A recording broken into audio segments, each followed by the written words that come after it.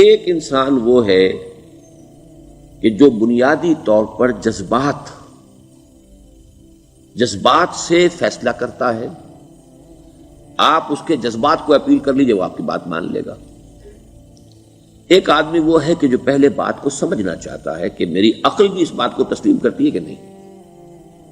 بس یہ ڈسٹنکشن ہے. جو شخص چاہتا ہے کہ پہلے سمجھوں پھر مانوں، وہ انٹلیکچوئل ہے، چاہے ان پڑھ ہو. An absolutely illiterate person can be an intellectual and a PhD can be a جذباتی آدمی. PhD ہونے سے کیا ہوتا ہے؟ ایموشنل ہو سکتا ہے. PhD تو اس نے کی ہے کیمسٹری میں کی ہے، کسی اور میں کی ہے، بہت دیر تک بیٹھا رہا ہے بیچارہ، اور وہ بہت سے اسٹیٹسٹکس جمع کیے ہیں، ڈیٹا فراہم کیا، اس کے اوپر کوئی ایک پیپر لکھ دیا، PhD ہو گئی. ضروری نہیں کہ PhDs کے اندر کامن سینس بھی ہو. کامن سینس بہت بڑی ریئر سینس ہوتی ہے. It's called common sense but rarely found. اسی طریقے سمجھ لیجئے الٹریٹ شخص بھی ہے، لیکن یہ کہ اگر اس کا مزاج ایسا ہے، اس کی ایک شخصیت ہے کہ وہ پہلے بات کہتا ہے، بلکہ بات پہلے مجھے سمجھاؤ.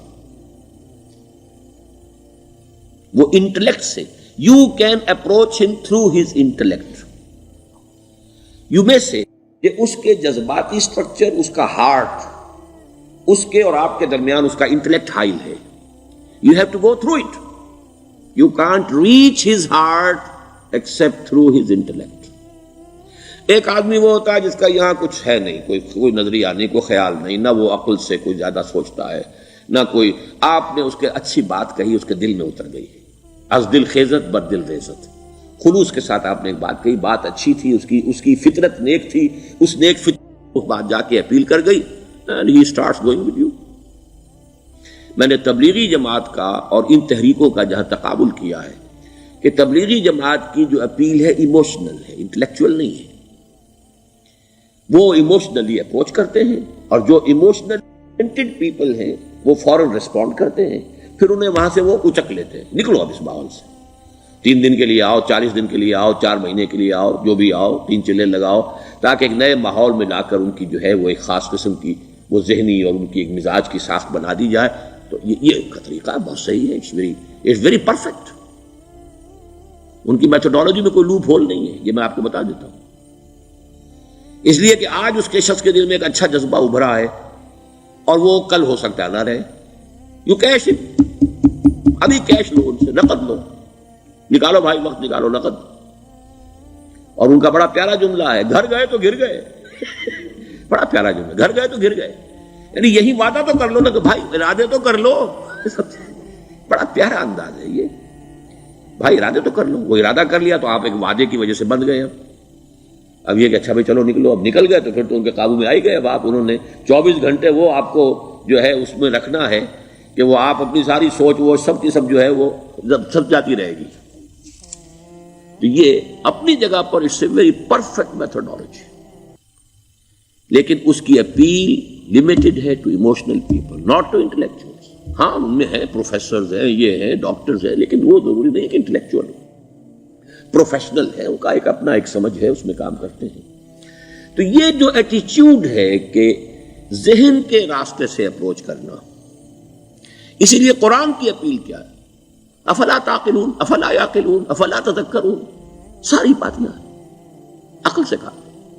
ابھی میں نے جیسا کہ آپ کو بتایا، قرآن تو یہ کہتا ہے کہ بغیر یا تو عقل سے بات مانی جائے گی، اور یا قرآن کی بات مانی جائے گی، یا رسول کی بات مانی جائے گی. العلم علمان ولا تخف ما ليس لك به علم ان السمع والبصر والفؤاد كل اولئك كان عنه مسؤولا.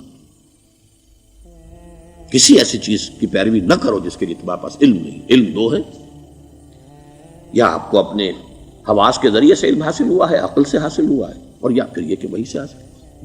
تو یہ ہے اصل میں کسی بھی انقلابی تحریک کے لیے جو پہلا نیوکلیس بنتا ہے وہ انٹلیکچوئلز کا ہوتا ہے. پھر یہ کہ وہ چیز جو ہے عام لوگوں کے اندر بھی نیچے اترتی ہے. اس کے بعد جو فائنل سٹیج ہوتی ہے اس میں تو آپ کو عوام کو موٹیویٹ کرنا پڑے گا. اب وہ وہاں انٹلیکچوئل اپیل نہیں چلے گی، وہاں پھر ایموشنل اپیل چلے گی. لیکن وہ کب چلے گی؟ جبکہ ایک مضبوط جماعت ایسی پیدا ہو چکی ہو کہ جو سمجھ کر آئی ہو، علی وجہ البصیرت مان رہی ہو، چل رہی ہو اپنی دونوں آنکھیں کھول کر چل رہی ہو، پھر ڈسپلنڈ ہو، پھر جو کچھ کہہ رہی ہے وہ کر بھی رہی ہو، ایسی مضبوط جماعت ہوگی تو ایک عوامی جو ہے کوئی تحریک اٹھا کر اسے کنٹرول کر سکتی ہے، اسے ایک ڈائریکشن کے اندر رکھ سکتی ہے، ورنہ عوامی تحریک کو کوئی کر سکتا ہے؟ عوامی تحریک خود بخود بھی دائیں بائیں کسی طرح بڑھ جائے گی، جوش اور جذبات کے اندر، تو پھر انسان جو ہے وہ پھر ادھر سے ادھر نکل جاتا ہے، پھر وہ حد اعتدال پر نہیں رہتا۔ اس کو کنٹرول کرنے کے لیے جیسے ریڑھ کی ہڈی ہے انسان کے جسم میں، وہ جب تک کھڑی ہے میرا پورا پوسچر کھڑا ہے، اگر اس میں سے کوئی ایک من کا بیٹھ گیا تو کوب نکل آئے گی انسان کی۔ تو وہ ریڑھ کی ہڈی جو ہے وہ جماعت ہے، انقلابی جماعت، جو کہ اسلامی انقلاب میں حزب اللہ، جو ہم تنظیم اسلامی کے تحت کوشش کر رہے ہیں بنانے کی، اور یہ کہ اس کے لیے انٹلیکچوئل اپروچ کے لیے یہ سارا معاملہ ہے کہ جو اسلام کی نشأت ثانیہ سے شروع ہوا، اور یہ سارا کام جو اب ہو رہا ہے، آپ سے بات ہو رہی ہے، آپ کو سمجھانے کی کوشش ہو رہی ہے کہ دین کو سمجھیے کہ دین ہے کیا، اس کا ہدف کیا ہے، اس کا بیسس کیا ہے، اس میں پرائرٹیز کیا ہیں، یہ ساری چیزیں کہ سمجھ سے آئیں آپ کے اندر، پھر آپ سمجھ کر اس شے کو قبول کریں۔ یہ ہماری پرائرٹی ہے۔ ہم آپ کو ایموشنلی موٹیویٹ کر کے حرکت میں نہیں لانا چاہتے۔ وہ سٹیج آئے گی، جب آئے گی، اگر وہ مضبوط جماعت پہلے تیار ہو جائے تو پھر وہ سٹیج آئے گی، پھر عوام کو موٹیویٹ کریں گے۔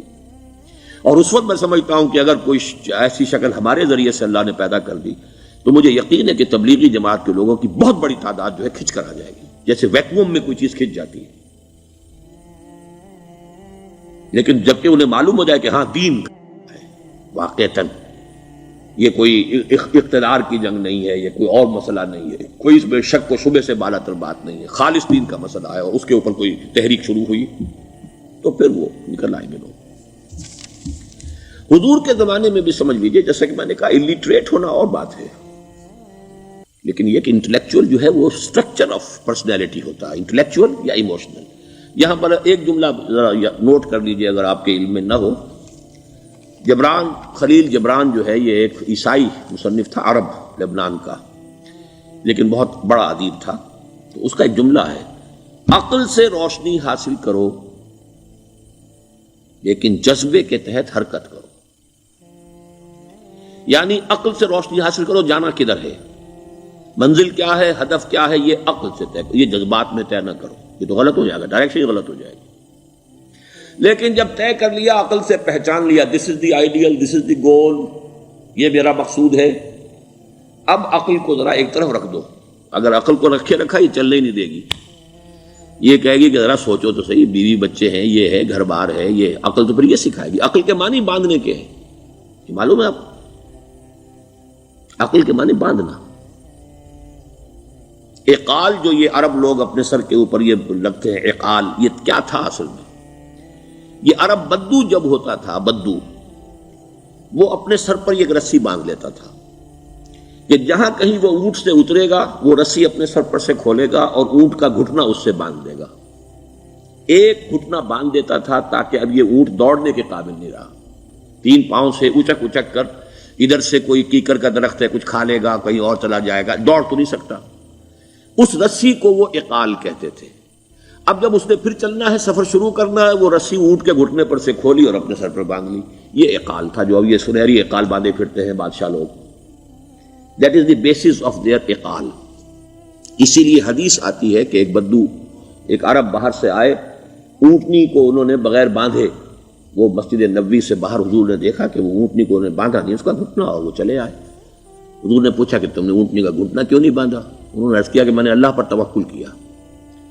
تو حضور نے فرمایا یہ غلط ہے، اعقلھا ثم توکل، پہلے اس کو باندھ دو پھر توکل کرو۔ اسباب اور وسائل و ذرائع کا استعمال یہ تم پر لازم ہے، لیکن توکل اس پر نہ کرو، توکل اللہ پر۔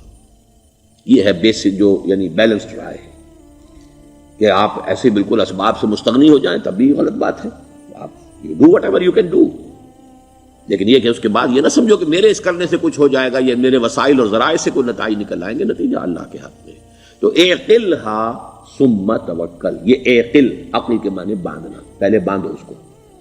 تو اگر چلنے میں تو عقل کو ایک طرف رکھ دو، بے خطر کود پڑا آتش نمرود میں عشق، عقل ہے محو تماشائے لبے بام ابھی۔ عقل تو نہیں اجازت دے سکتی تھی حضرت ابراہیم کو کہ کود جاؤ آگ میں، عقل تو یہی کہتی نا کہ بابا جان خامخواہ دینی ہے، اگر تم اپنے آپ کو بچا لو گے، اس وقت کوئی ہیلا کر لو، کوئی تھوڑا سا نمرود کی خوشامد کر لو، چھوڑ دے تو پھر اس کے بعد توحید کی دعوت دینا. لیکن یہ کہ زندگی ختم ہو گئی تو توحید کی دعوت کون دے گا؟ عقل تو یہ سکھاتی نا، پٹی پڑھاتی. لیکن بے خطر کود پڑا آتش نمرود میں عشق. عقل ہے محو تماشائے لبے بام ابھی. عقل تو وہیں بیٹھی دیکھ رہی ہے کہ یہ کیا کیا اس نے، یہ جمپڈ، یہ شوڈ ناٹ ہیو جمپڈ. تو عقل سے روشنی حاصل کرو. ڈائریکشن کیا ہے، گول کیا ہے، جانا کیا ہے، یہ طے کرو عقل سے. اس میں جذبات کو دخل نہ آنے دو، اور جب چلنا ہے تو اب عقل کو طے کر کے رکھ دو، اور اب جذبے کے تحت حرکت کرو. بہت عمدہ جملہ ہے.